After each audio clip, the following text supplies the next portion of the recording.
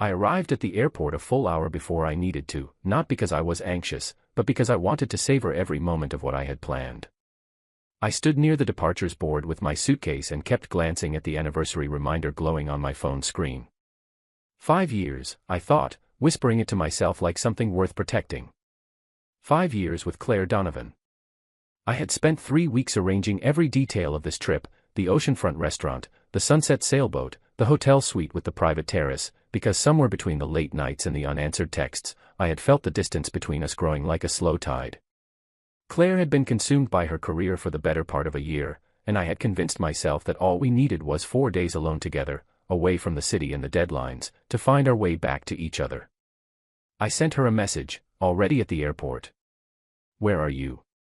Her reply came quickly. "Almost there. Relax."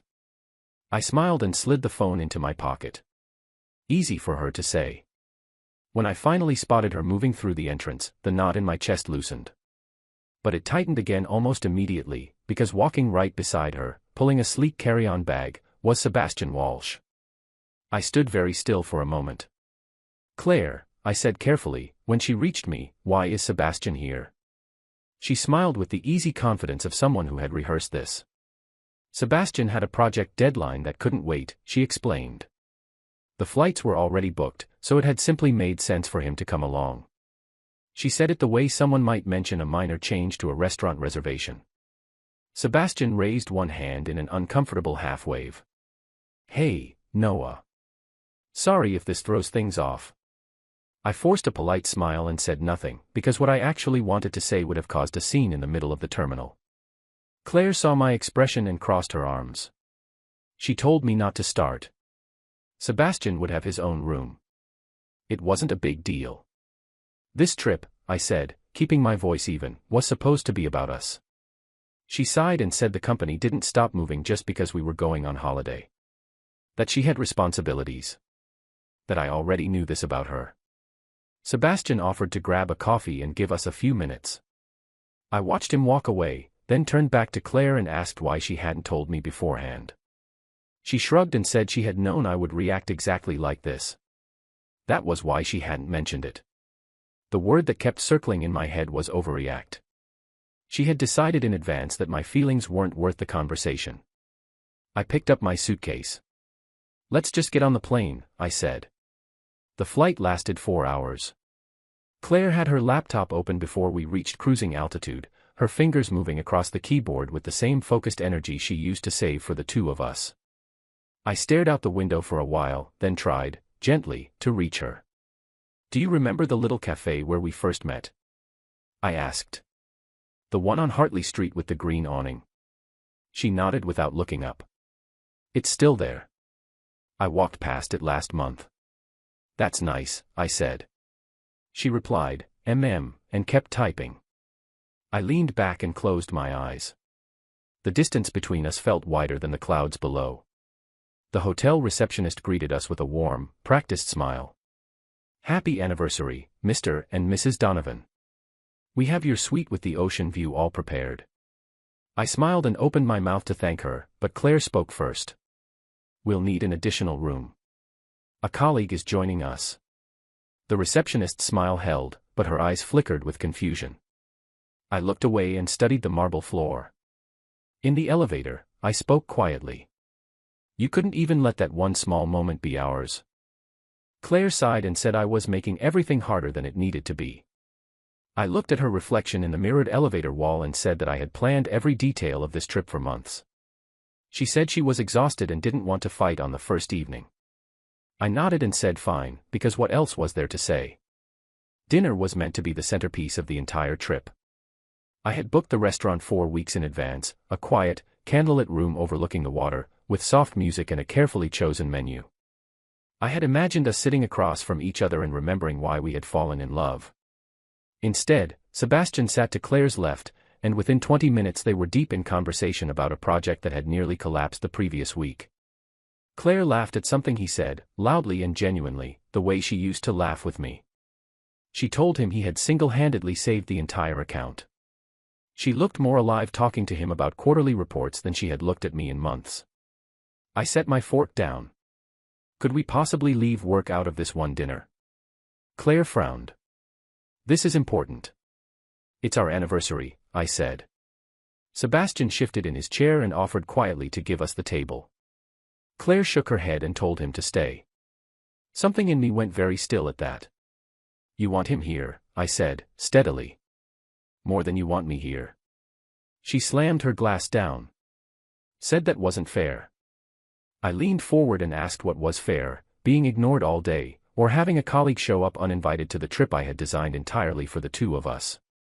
She leaned in close and whispered that I was being insecure. The word landed like something cold and deliberate. I stood slowly and told her, as calmly as I could, that I deserved better than this. She told me to stop playing the victim. Sebastian quietly excused himself and walked away without being asked twice. The table fell silent, and the sound of the ocean outside filled the space where our marriage should have been. After a long pause, Claire said that she worked hard for the life we had. I told her I had never asked her to stop. She asked what I actually wanted, then. I want you to care about me, I said. Not the business. Me. She looked at the tablecloth and said she did care. I told her it hadn't felt that way in a very long time. We didn't speak again over dinner. The candles burned down, and the ocean kept moving outside, steady and indifferent. Late that night, I sat alone on the balcony. The city lights shimmered across the water below, and the wind carried the smell of salt and something unresolved. I opened my phone and found an old photograph of Claire and me on a beach somewhere, sunburned and laughing, leaning into each other like people with no idea what was coming. I stared at it for a long time. I miss you, I whispered, though she was sleeping 10 feet away. For the first time, a thought I had been quietly avoiding for months settled into place with a terrible clarity. What if the loneliness I felt wasn't something that could be fixed with a trip? What if I was already on my own, and had been for a while? I woke before sunrise with a tight chest and a decision that felt, strangely, like relief. I lay still for a moment, then sat up, opened the airline app, and booked the first available flight home. I sent Claire a single message, I'm heading back early. I need some space. Her reply came almost immediately. What? I typed, I'm sorry. I just need space, then put the phone in my pocket, picked up my suitcase, and walked quietly through the darkened hotel corridor without looking back at the ocean. The airport was cold and nearly empty at that hour. I bought a black coffee and sat in a plastic chair, watching the departures board tick over. A young couple nearby were asleep against each other, her head on his shoulder, his jacket draped across both of them like something ordinary and precious. I looked away. On the plane, the seat beside me was empty. I closed my eyes and let the memories come in whatever order they wanted. I remembered cheering the night Claire got her big promotion, louder than she cheered herself. I remembered canceling dinners, weekends, and plans I had made with other people, because she needed me available. I remembered telling myself, every time, that this was what love looked like. My phone buzzed. James Mercer. I answered without hesitating. You're ringing me at 6 a.m, he said. I'm on a plane, I said. I'm going home. A pause. Where's Claire? Still at the hotel. A longer pause. Noah. You left the anniversary trip. I couldn't stay, I said. Tell me you understand. He said, tell me everything first. So I did.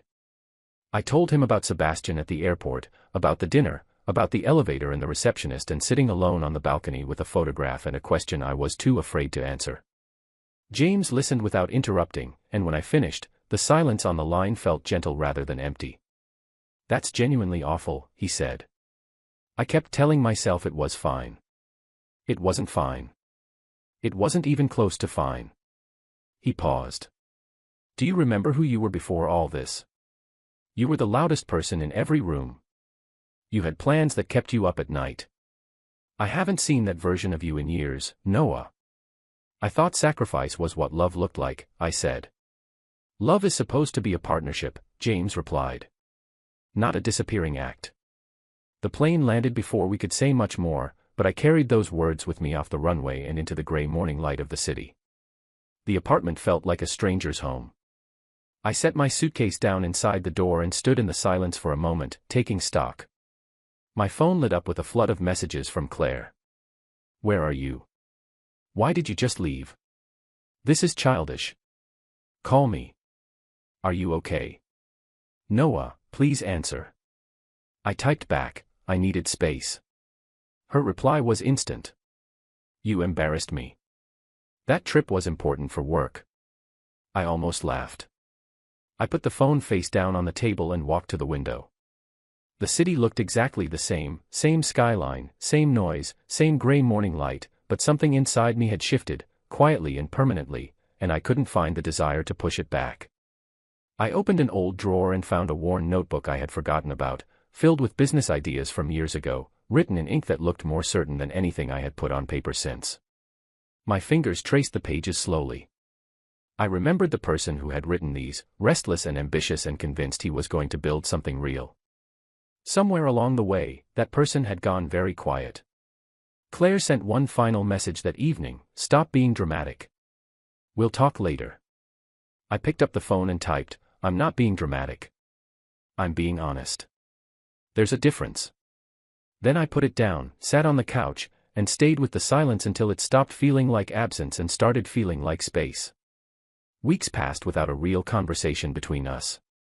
The silence stopped hurting and started feeling, strangely, like breathing room. One morning I called Sophie Bennett, my oldest and most reliably direct friend, and asked if I could come round. She told me to come immediately.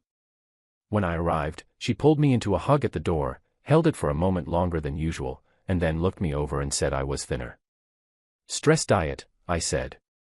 She pulled me into the kitchen, poured 2 coffees, and told me to start from the beginning. I told her the marriage felt frozen. She asked whether frozen meant it could still thaw or whether it was already finished. I said I honestly didn't know. She set her mug down and asked what I wanted, not from Claire, not from the marriage, but from my own life. I want to feel like myself again, I said. She smiled gently. Then start making choices that belong to you. I told her about the notebook. The business idea I had buried. Her face opened up and she pointed at me and said that idea had never actually left me, and I knew it, and it was long past time to stop pretending otherwise. I'm scared, I admitted. Good, she said, without hesitation. Fear means it matters. That same afternoon, I called Victor Blake, a former mentor who had built and sold 2 companies before he was 40 and who had a talent for seeing past whatever story you were telling yourself. He told me to meet him at the coffee shop on Albion Street in an hour. When I sat down across from him, he studied my face for a moment and said I looked lost. I feel it, I said. Lost people need direction, he replied, not someone to feel sorry for them. He leaned forward. Tell me about the idea.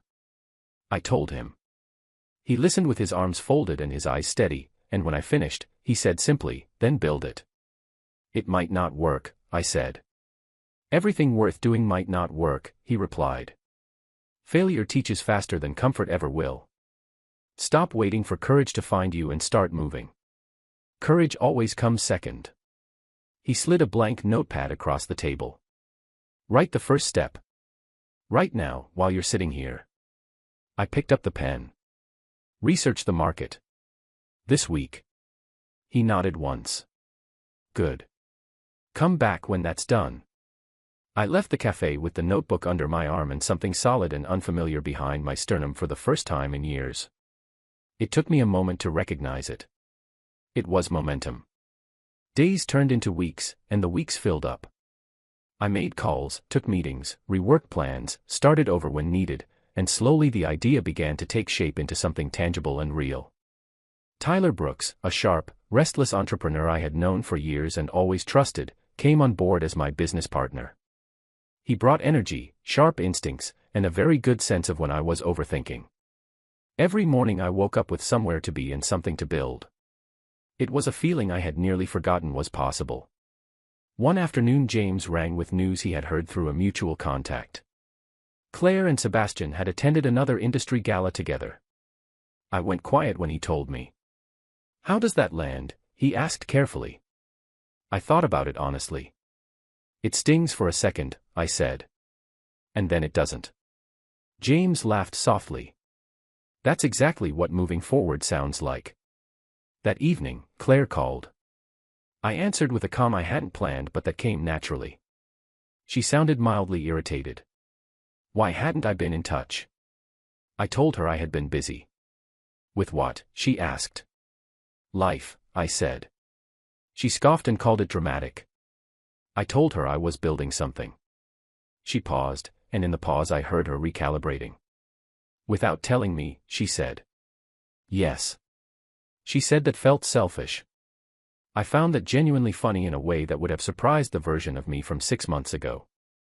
That's an interesting word for it, I said. She went quiet, and then said, almost to herself, you used to always be the one chasing me. I know, I said. I stopped. The silence that followed was different from our old silences, less like a fight paused and more like a door easing shut. She asked, after a moment, whether I still loved her. I thought about it honestly before answering. I care about you, Claire. But caring and loving have become different things, and I think somewhere you already know that. She ended the call without saying goodbye. I sat in the quiet for a while, and for the first time, the quiet felt earned. The office smelled of fresh paint and strong coffee on the morning Rachel Stone called with news that still didn't feel entirely real. Rachel was our lead investor, precise, ambitious, and almost never wrong about a business. Second round of funding approved, she said. Congratulations, Noah. I laughed because I didn't know what else to do with the feeling. Strong ideas move fast, she said. Stop being grateful and start being proud. There's a real difference. Tyler walked in as I put the phone down, read my face, and raised both hands in celebration. Later that afternoon, James rang. His voice had the careful, measured tone he used when he was about to deliver something difficult. Have you seen the financial news today? He asked. He told me. Sebastian Walsh was being investigated for financial misconduct. The company Claire had staked her career on was unraveling publicly, with investors pulling back and board members distancing themselves overnight. The headlines were not kind. I sat down slowly. How serious? Very, James said. I closed my eyes and exhaled. That explains certain things. How do you feel about it? I thought about it honestly. Sad for her, I said. But not responsible. And that might be the most important thing I've felt in a while. James replied quietly, that's what a clear conscience sounds like. Claire called that evening. Her voice had lost its usual certainty, it sounded scraped thin, like something stretched past its limit. She told me she had seen the news. That everything she had built was coming apart. She asked if I could be there for her the way I used to be. The kind of support where I absorb everything so you don't have to feel the full weight of it. I asked, gently. She said yes. I can't do that anymore, I told her. I spent years carrying things that weren't mine to carry. I can listen. But I can't carry it for you. She cried quietly on the other end. I told her she was stronger than she was giving herself credit for. She said she didn't feel strong anymore, that she hadn't felt strong in a long time. I told her that facing the consequences of her own choices honestly, without deflecting or disappearing into work, would take more real courage than anything she had navigated before. The call ended in a long, heavy silence. She asked to meet a week later. I agreed, and chose a small cafe near the park, neutral ground, somewhere neither of us had history. She was already there when I arrived, sitting by the window with dark circles under her eyes and a stillness about her I hadn't seen before. She looked like someone who had stopped performing. She thanked me for coming. She said she had made real mistakes, the kind you can't explain away. She said she had let work become the entire shape of her life, and that she had done it willingly, at the cost of everything else. She said all of this without flinching, and it was the most honest she had ever been with me. I listened without interrupting. Tears ran slowly down her face. She said she was sorry. The apology was simple and unhurried, and it carried weight because of that. Hearing that matters, I said. It really does. She asked if I hated her. I said no. She asked if I still loved her. I told her that love had changed shape, that what remained was closer to understanding than longing, and that understanding, in its own way, was a form of respect. She wiped her eyes and said she wanted to try again. That she was different now. That losing everything else had finally made her see what she had been taking for granted. I looked at her carefully. "Why now, Claire?" "Because I'm terrified of losing you," she said. "Fear isn't love," I replied, quietly but honestly. She looked at her hands. "Maybe it's both, for me. Right now." The silence stretched between us, full and honest and, for the first time between us, without hostility. She finally asked if there was any hope at all. I felt the weight of every memory pressing gently on my chest. The green awning cafe. The early years when the two of us had been enough. The version of her that I had loved without question. "I don't know," I said. "But I know I'm a different person now. And I don't think we can go back to who we were." The divorce papers sat between us on a cafe table, quietly final. My hand felt steadier than I had expected. Claire cleared her throat and said, softly, that she hadn't imagined this moment would feel so heavy. I told her the end of a chapter always did. She looked down at the papers and said she remembered our first apartment, the tiny kitchen, the heating that broke every winter, the way we had treated the whole cramped, drafty place like something to be proud of. "We were happy there," I said. "I took it for granted," she replied, her voice unsteady. "I took all of it for granted." She looked up. "This is the worst mistake of my life." I felt calm rather than angry, which surprised me. "Mistakes teach things," I said. "Sometimes the most important things." Tears formed in her eyes. She said that losing me hurt more than any scandal ever could. I told her I understood. She asked once more if I hated her, and I said no, that I was grateful, actually. That the years had given me strength I hadn't known I was building. She blinked at the word grateful as though it were something she hadn't prepared for.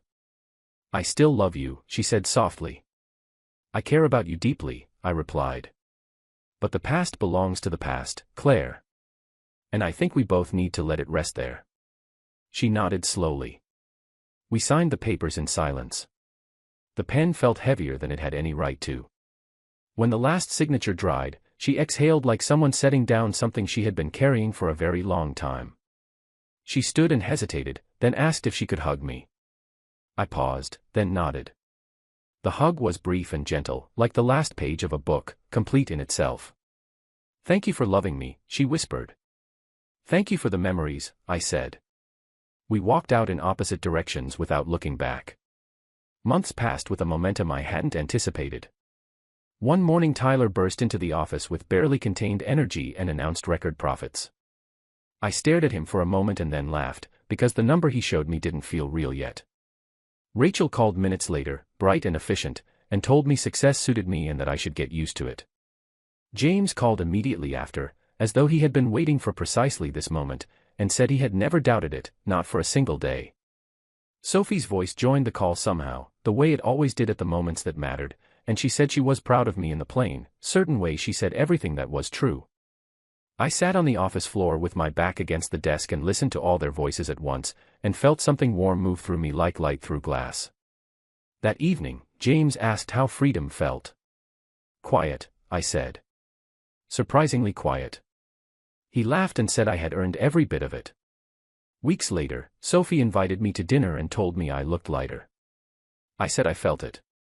She asked if I had any regrets. I thought about it properly before answering. "No regrets," I said. "Only lessons." She squeezed my hand and said that was exactly the right answer. One evening I stood on my apartment balcony and watched the city lights spread out below me like something enormous and alive. The wind was cool against my face. I recognized the feeling from a different balcony, a different night, when everything had been coming apart and I had sat alone with a photograph and a question I was too afraid to answer honestly. "Thank you for that night," I whispered. And I meant it completely. Gratitude had replaced the old ache so gradually that I hadn't noticed the exchange until now. My phone buzzed with a message from James, a celebration the following evening. Another from Rachel about an expansion meeting next week.